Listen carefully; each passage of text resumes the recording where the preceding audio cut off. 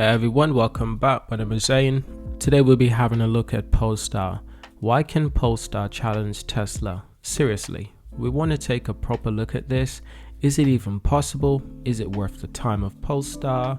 Was the Super Bowl ad a right decision to make? We're well aware that the Super Bowl ad benefited Tesla quite a bit. Not just the Polestar ad, but almost every electric vehicle ad that was on display benefited Tesla. Tesla was the only EV company, or the most famous EV company, that wasn't participating in the Super Bowl ad because Tesla does no advertisement. They don't waste money on advertisement. So naturally, it made me look into this quite heavily. Now, there's some information that's been going around on Twitter that seems to be quite significant. And this is basically the gross orders in the US after the Super Bowl ad. After the Super Bowl ad, Tesla on February the 14th, I think that's Valentine's Day, they saw a huge boost in electric cars orders. And this is despite Tesla paying any money into advertisement. And I'll tell you exactly why this happened. Because at the end of the day, even though Tesla isn't advertising, when people do choose to look at a Polestar, okay, I saw a Polestar ad, I'm gonna order a Polestar. Let's go to the Polestar site. The moment they type in Polestar, they'll also see that on Google, there's other companies that are recommended, such as Tesla, such as Rivian. And if anyone has any slight information about EV cars, they'll know that Tesla is leading the way. So naturally, instead of buying a Polestar 3 straight away, this actually opens up their mindset to more electric cars. Tesla, Rivian, Audi, Lucid, Mercedes, which one should I choose? Well, it just so happens that despite the fact that Polestar has a very competitive car in the Polestar 2 to compete against the Tesla Model 3, the Tesla Model 3 is still a better car in efficiency and in availability. The most significant is that the Model Y for Tesla is now available in recent months. It's now available. Tesla has 6 factories. They're ramping up production in Texas to build a Cybertruck, and then they'll start to build a Roadster. Tesla has more cars on the road that are advertising every day for themselves. Tesla has a cult following fan base that is always advertising Tesla all around the globe, all around the internet. Tesla has more models than Polestar. They got the Model S, Model 3, Model X, Model Y. They got more services, a Powerwall for your house. They have more superchargers, a wide charger network all across the globe, not just the Americas, all across the globe, 30,000 plus global superchargers. And you can also charge at home with Tesla's technology. Tesla as a brand offers more to customers than Polestar or any other electric vehicle manufacturers. So some people will directly order a Polestar. That's some people, but most people will look at the competition, and the best competition is Tesla. They'll look at Mercedes, they will look at Audi, but still Tesla offers the best electric cars. So this benefit Tesla major, not just the Super Bowl ad from Polestar, but all the EV Super Bowl ads. It got everyone to think about buying a Super Bowl. It got a lot of people thinking about buying an electric car, but not the one they saw on screen, because they understood that there was more competition out there and there are better choices out there. While the Polestar 2 is a great choice, the pricing is very similar to most Tesla Model 3 around the globe. The pricing is extremely similar. Tesla still wins out, especially in their ecosystem of cars. And this is the power of branding, especially from Tesla. They're so good, they don't have to do ads. So can Polestar really compete against all of that?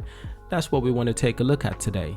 Now, I believe the Super Bowl ad was a win-win for Polestar and for Tesla. And my evidence is quite simple. The moment this ad was aired, there was people talking about Polestar who's never known about Polestar, who's never mentioned Polestar before.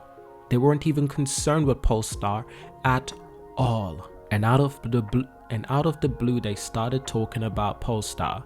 That's proof of concept. That is proof of branding. That is proof that the 7 million approximately that they spent on the Super Bowl ad, maybe less. It wasn't a complete waste of time. Of course it wasn't. Polestar saw a boost in their vehicle sales as well. Polestar sold the third most vehicles in February in Norway alone. They're on track to delivering up to 69,000 vehicles this year. Tesla is on track to delivering possibly around 1.5 to 1.9, maybe even 2 million cars this year. So you might be wondering about the Polestar stock. Well, it's a SPAC merger with Gulz Guggenheim. The SPAC merger isn't completed, and a lot of people are wondering if they should buy pre-merger or post-merger. Currently, the price of the GGPI stock is $11.77.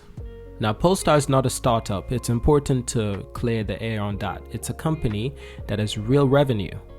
It has real vehicles being delivered, 69,000 vehicles delivered last year. And that was a 185% year-over-year rise in production and sales.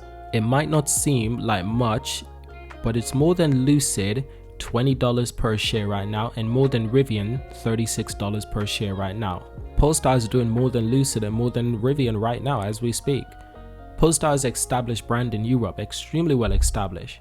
It was part of the Volvo brand. It was Volvo's performance division.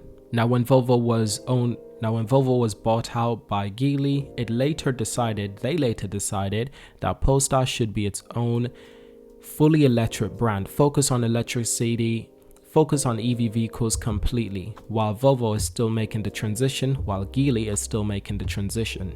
So they're not a startup, they have huge funding. They have two successful companies that are supporting them, in Volvo and in Geely.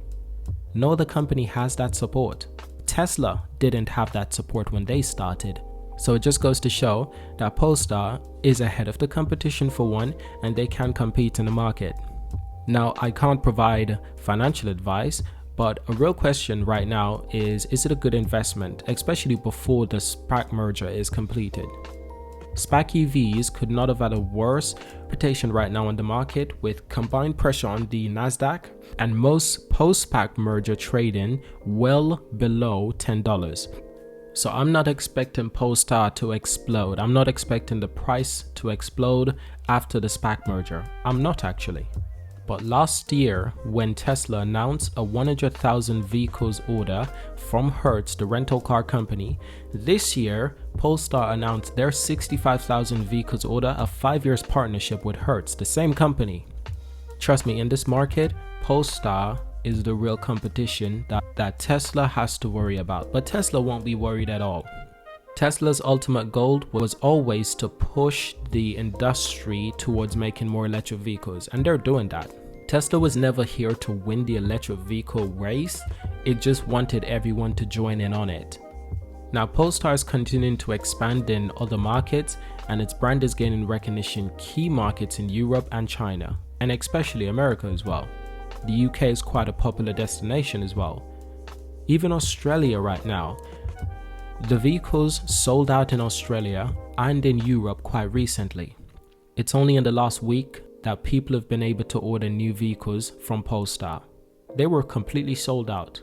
Now, there's no guarantee right now that Polestar will trade above its share price right now after the SPAC merger. There's no guarantee. Other companies have catched up to Tesla. Polestar is doing an excellent job of that. So there's a lot of other companies who have to catch up with Tesla, and Polestar is the main one that's doing a really good job.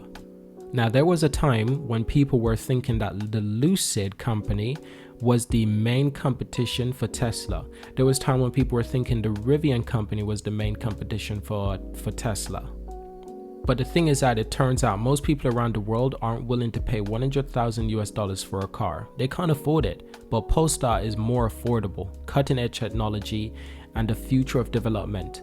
They plan on developing the Polestar 5, a luxurious sedan to compete with the Model S and the Porsche Taycan. That's for a more expensive audience. But they also plan on developing the Polestar 3 that's already in development and will be built in the United States. That's an affordable electric SUV from Polestar. They released the O2 concept precept, and it comes with its own built-in drone that follows you around and records you while you're driving. They know what they're doing. It's not necessarily to buy right now, but Polestar is thinking very, very long term, which ultimately works. So I do hope you've enjoyed this video. Thank you for watching. Subscribe to see more. Leave a like and leave a comment, and let me know if you share the same opinion. And I will see you in my next video. Thank you for watching.